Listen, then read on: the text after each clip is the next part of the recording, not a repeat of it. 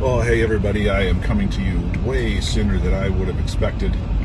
Only a couple of days after my last update, but some stuff happened yesterday that I want to make sure I get documented on video for myself so that I can remember later on going through the process. So it's kind of been the main point of these videos, is to remind myself of the process, but also help other people out who may be thinking about it or going through it as well. So just some quick updates from, I think it was just Wednesday, today's Friday. The issue with my BMs is kind of taking care of itself actually by that afternoon. Everything has been good, so that's a positive. I think I might have a little bit of the opposite problem at this point because I was taking so many softeners and Miralax and everything to try to get things moving.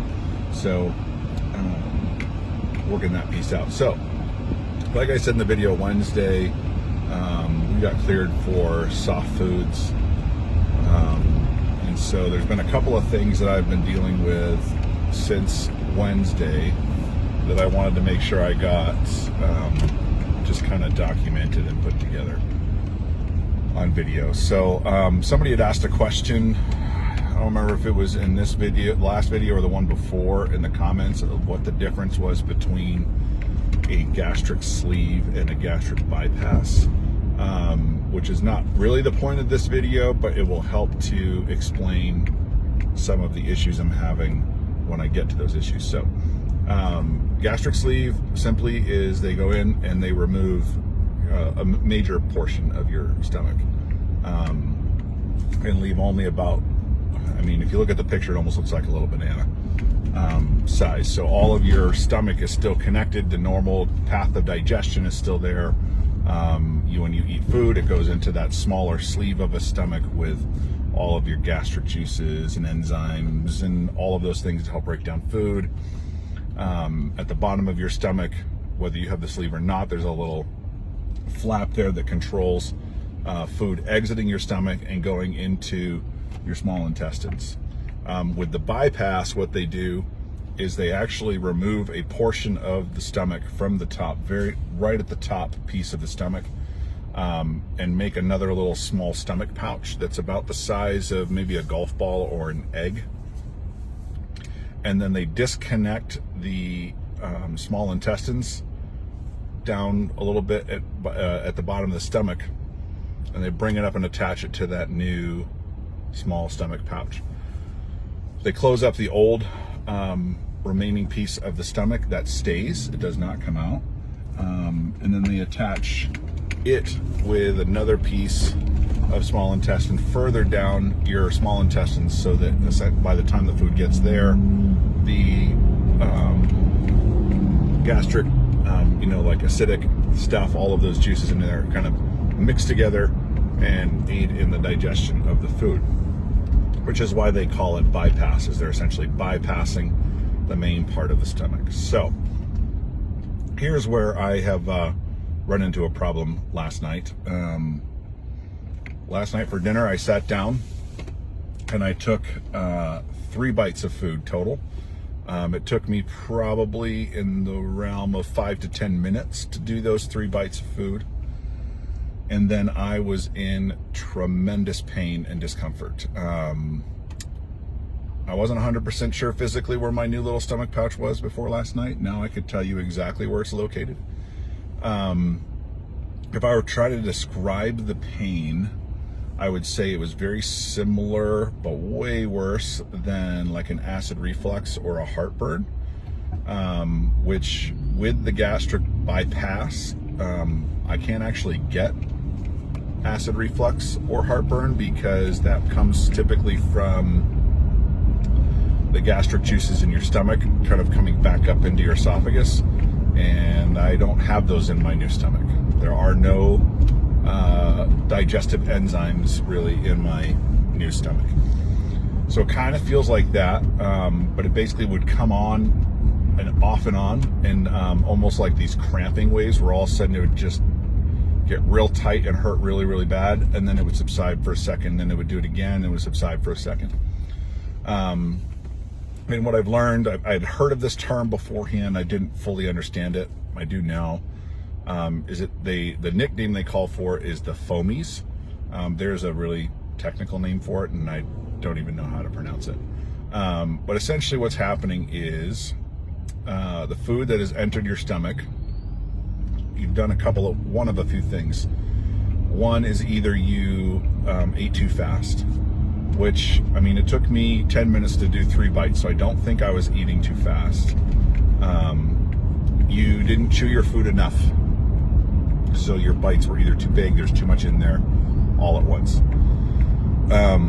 That could have been the case. I don't think so. What I remember chewing, I chewed pretty well. Like I don't know if you remember if you have kids or when you were a kid and you didn't want to swallow something, didn't like something, but your parents forced you to put it in your mouth and it would just chew and chew and chew. And I mean, I can remember my youngest son, Joshua, doing that. And I was just like, dude, he's like, it's so gross. I'm like, just swallow it. And he'd just keep chewing it and chewing it.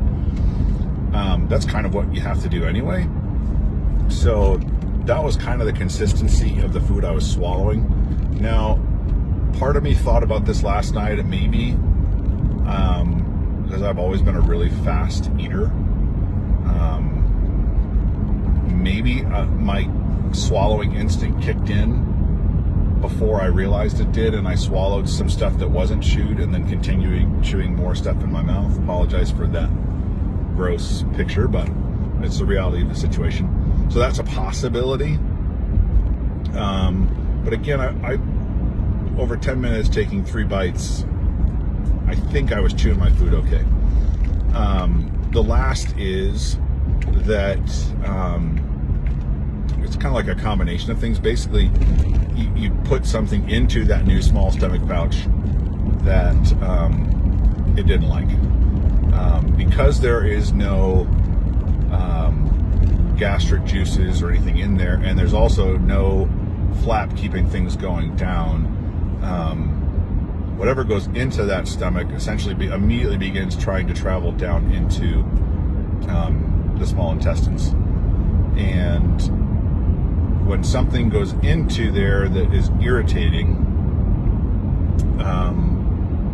it kind of does like if you were to get something stuck in your eye, all of a sudden your eye really starts to water. Basically, your entire new digestive tract starts to do that. Except for it doesn't water, it kind of almost uses like a mucus, almost like you would get if you got a stuffy nose, like cough, just not as thick. And it rushes all of that to it to try to break down whatever is in there to try to flush it out of the little stomach pouch as quickly as possible.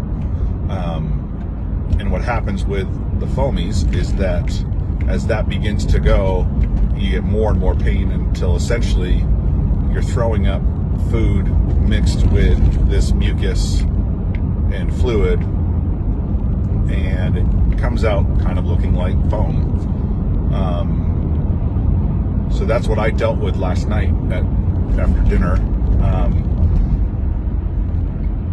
Other things that could cause, like if you eat something too big, chew it, you could block that, that little hole, and that could cause the same thing again, stuff flowing through it. So it's not the same as dumping syndrome. Dumping syndrome has to do with the sugar content typically in the food that you're eating. This was very different, and so it's either that my little pouch was not ready for whatever I wanted to eat, like it just didn't like it, or it could have been too dry. So I did kind of push the envelope a little bit. I'm supposed to be on soft foods, and we had somebody make dinner for our family last night, and they brought over stuff for tacos, which ground meat is okay in the soft food, but what they had was just like little tiny chunks of grilled chicken, which for me, I love chicken. I know some people hate it. My wife gives me a hard time all the time. If we were pre-surgery and all of this were to go out to a new barbecue place, most people rush for the ribs or the brisket or even the pulled pork, whatever. I'm always wanting chicken. When we moved here to Arizona, I bought a new Camp Chef pellet grill, and I've smoked all different things on it. My favorite thing to smoke on is to take a whole chicken, dry rub it, stick it on there, smoke it. And yeah, I like that taste. So I was thinking that those tiny little pieces of chicken, I could just chew them up until they're in that soft consistency and I'd be okay. So one of the things that is very common, and for the family that made us the meal, this is no reflection on your cooking. It really was delicious, and I really wanted to keep eating more of it. And when I say dry, it's not the same kind of dry that most people think of when they think of dry.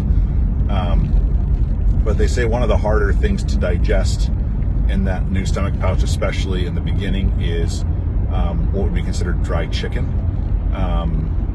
Like it really needs to be moist. Like say if you're going to eat chicken, like really coat it in some sort of sugar-free sauce to help kind of moisten it, because what it will do is get inside that pouch, and then because it's thick and fibrous and it's a little bit more difficult of a protein to process, it sticks to the wall of the pouch and it can't get out. So that's what I think happened last night. I'll say I count myself a little lucky in that most things that I've read of people who get the foamies, it lasts hours. I would say I was no longer in pain after about 30 minutes. So that was a plus. I am still a little bit kind of sensitive to stuff. I took some of my vitamins and medication this morning. And on first swallow, that instant feeling of pain that I felt the night before was still kind of there. Whether or not that was in my head or because that area is a little bit inflamed and angry, I don't know. But they recommend going back to a full liquid diet for a day, maybe two, to just kind of give that pouch some rest from what it went through the night before. So, yeah, I don't know if I just kind of jumped too quickly to probably what's considered solid food. Did I not chew it enough? Did I eat it too fast? Did my stomach just not like it? Was there seasoning on it that it didn't like? I don't know. All I can tell you is it was gnarly and I did not like it at all. I do know there's a couple of people at least that have been watching these videos and are either in process or thinking about getting the surgery, and I would say I'm not regretting yet. If I get like 6-7 weeks from now and I still can't eat chicken, which for some people that is the case, I may be upset because, like I said, I like chicken, but everybody is different. So Jen having the same procedure yesterday, she had that without any problem, the chicken, and then at lunch she had she went out for lunch with one of her coworkers and got tacos with steak in it. Obviously didn't eat the tortilla part, but she had no problem with the steak. So everybody's different. That kind of made me a little pissed off that she was able to eat both of those without any problem, and I feel like I'm going to die.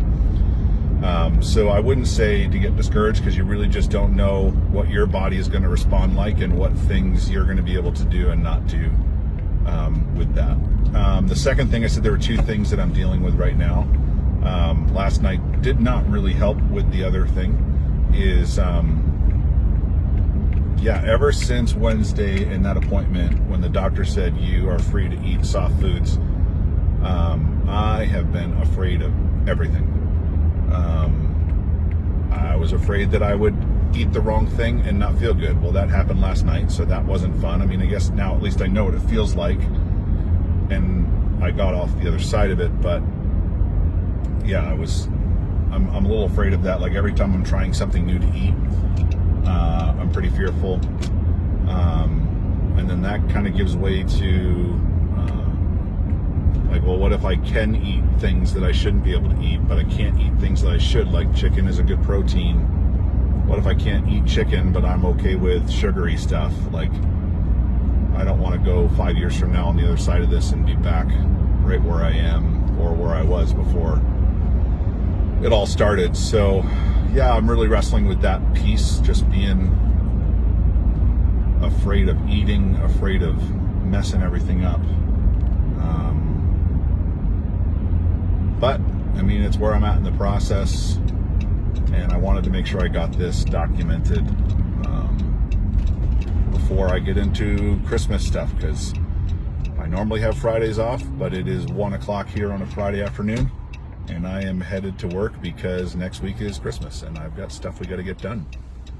and there's only so much time in the week to do it. So I didn't want to forget this and not get it documented and then try to remember it come next week and the craziness of the week leading up to Christmas. So yeah, that's where I'm at. If I'm going to ask anything right now, I would say that I would just love to not be afraid. So if you could just pray for peace in these situations and for wisdom to choose what to eat, what not to eat, as I navigate and try to just learn a new way of eating food, which is it's not necessarily harder than I thought it was going to be. It's just becoming real at the moment. So, all right, that's all for right now, and thanks for your support. I'll update you again next week.